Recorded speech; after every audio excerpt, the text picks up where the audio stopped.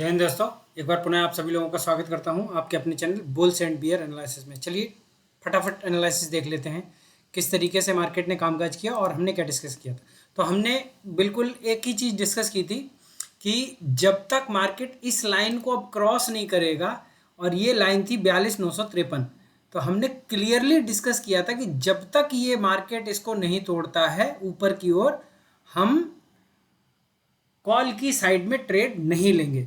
तो मार्केट ने हमें शुरुआत के 15-20 मिनट में ही बहुत अच्छे टारगेट दिए। मतलब जैसे ही लगभग 42,700 42,800 के आसपास मार्केट खुली, और उसके बाद मार्केट ने हमें लगभग लगभग काफ़ी करीब लगभग 400 पॉइंट का एक तुरंत के तुरंत मार्केट ने टारगेट दे दिए, जो कि बहुत अच्छा था। और हमने यही डिस्कस किया था कि हम लगभग यहाँ तक के 42,300 42,400 के आसपास तक का टारगेट देख सकते हैं। उससे ज़्यादा हमने नहीं देखा था। हमने ये कहा था कि अगर ये इसको ब्रेक कर देगा, अगर इस लेवल पे 42,200 42,300 पे आके यहाँ कहीं पे रुक के और फिर अगर इसको 42,000 को अगर ब्रेक करेगा, तो हम 41,850 के आसपास तक के टारगेट देख सकते हैं। उससे ज़्यादा हमने टारगेट नहीं किए थे। तो मैंने जो आज ट्रेड ली, वो जब लगभग एक यहाँ पर एक था, तो यहाँ पे करीब मैंने एक ट्रेड ली पुट की। तो उसमें मेरा यहाँ पे स्टॉप लॉस हिट हो गया, जो कि मैंने लगभग इतना ही रखा था। तो एक ट्रेड यहाँ पे ली, एक और ट्रेड ली थी, वो भी स्टॉप लॉस हिट हुआ। तो दो पुट में मेरे सेल हिट हुए। और उसके बाद तीसरी बार जब मार्केट यहाँ गया और यहाँ मार्केट ने रिजेक्शन खाई, और जब ये नीचे आया तो मैंने एक पुट की ट्रेड ट्राई की, लेकिन ये थोड़ी देर मार्केट साइडवेज चला गया और उसके बाद में फिर मार्केट ने ब्रेकआउट दिया। और फिर यहाँ पे जब ये ब्रेकआउट हो गया, तब मैंने फिर से कॉल में ली। और कॉल लेने के बाद मुझे प्रॉफिट हुआ। मैं खास उसे कोई प्रॉफिट नहीं मांग रहा हूँ, 3-4 हज़ार रुपये का प्रॉफिट हुआ है। तो that is not that good. लेकिन ये दो पुट जो मेरे स्टॉप लॉस हुए, उसके बाद मैंने कॉल में जो ट्रेड ली थी, एक यहाँ कहीं पे कॉल पे एक ट्रेड ली थी, वो मुझे मिली। और दूसरी एक जो यहाँ पे लास्ट आवर्स में जो कॉल ली, उसमें मुझे प्रॉफिट हुआ।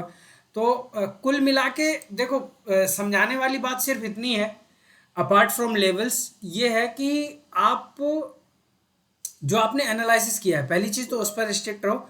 दूसरी चीज़ ये है कि अगर स्टॉप लॉस, अगर आपने टर्मिनल पे स्टॉप लॉस रखा है, तो वो ट्रिगर हो जाएगा। और ट्रिगर जब हो जाएगा, तब आप सोच सकते हो। जैसे मेरा स्टॉप लॉस इधर ट्रिगर हो गया था, तब मैंने यहाँ पर ट्रिगर, जब मेरा स्टॉप लॉस हुआ, तब मैंने सोचा कि नहीं, अब ये इतनी दूर तक, तो जब यहाँ तक आया है तो ये भी मूव मिलेगा मुझे कैप्चर करने के लिए।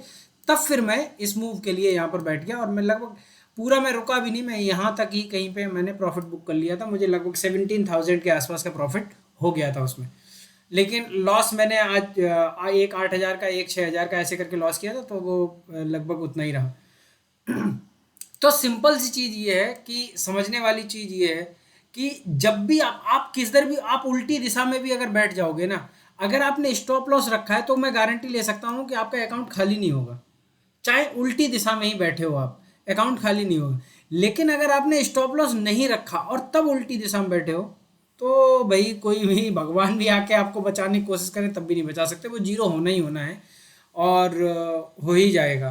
तो सबसे इम्पोर्टेंट चीज़ वही है कि स्टॉप लॉस रखो, और स्टॉप लॉस नहीं रखोगे तो सब बेकार हो जाएगा। और ये जो था, इसको मैं डिलीट कर देता हूँ, इसकी अब कोई वैल्यू नहीं बची। अब सिंपल सा एनालिसिस है, देखो, मार्केट कहीं भी खुले, गैप अप खुले, गैप डाउन खुले, गैप डाउन इसके नीचे नहीं खुलना चाहिए। 42,700 के नीचे अगर गैप डाउन खुलेगा, तो हम पीई में ट्रेड लेंगे।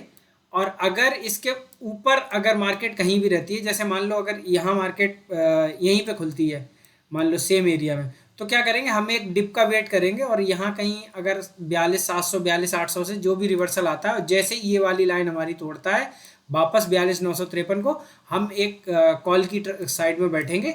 और कॉल की साइड में बैठ के, और हमारा जो नेक्स्ट टारगेट है, वो लगभग 300-400 पॉइंट का हम टारगेट लेके चल रहे हैं। लो 43,347, यानी कि 43,350 के आसपास तक का हम टारगेट देख रहे हैं। तो सिंपल सी एनालिसिस है। यहाँ पे सेम रेंज में खुले तो भी हम वेट करेंगे एक डिप का, और उसके बाद लेंगे।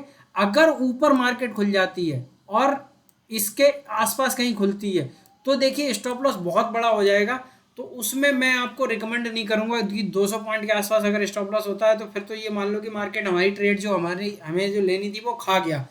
तो हम क्या करेंगे, हम वही एक डिप का वेट करेंगे, कहाँ का, आज की क्लोजिंग तक का। अगर कहीं डिप आ जाता है और फिर यहाँ से कोई रिवर्सल लेता है तो हम कॉल साइड बैठेंगे। पुट साइड में बैठने का सिर्फ एक ही वजह है, जब मार्केट 42,700 के नीचे निकलता है तब। उससे पहले हम कोई भी हाल हो, कुछ भी हो, हम पुट में नहीं बैठेंगे। ठीक है, अब चलिए देख लेते हैं फटाफट निफ्टी किस तरीके से कामकाज कर रही है। तो निफ्टी में भी सेम ऐसा ही हुआ और बहुत बूम बूम किया आज निफ्टी ने और बहुत मस्त ट्रेड मिली सबको जो भी है। लेकिन ये यहाँ पर एक रेसिस्टेंस था और उस रेसिस्टेंस के पास जाके मार्केट रुक गया है। अब सेम चीज़ ये है यहाँ पर निफ्टी में भी कि जैसे ही मार्केट 180 को क्रॉस करेगा, 19,180 को जैसे ही क्रॉस करता है हम ट्रेड ले लेंगे ऊपर की। और पहला टारगेट है मेरा लगभग 19,270 के आसपास यहाँ पे करीब रहेगा, तो उसका हम टारगेट ले सकते हैं लगभग 100 पॉइंट के आसपास।